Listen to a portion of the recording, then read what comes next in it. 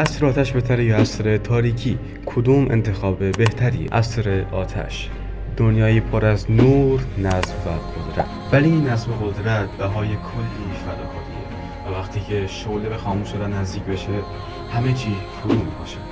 انسان اختیار تصمیم گرفتن برای خودشون رو ندارن و زیاد پابرجا بودن عصر آتش باعث یه سری اختلالات در جهان میشه. عصر تاریکی، آزادی از سلطه خدایان بر انسانها، پایان دروغ آتش، ولی در تاریکی امید و معنا هم گم میشن. ولی کدوم انتخاب بهتریه؟ جواب هیچ کدومه.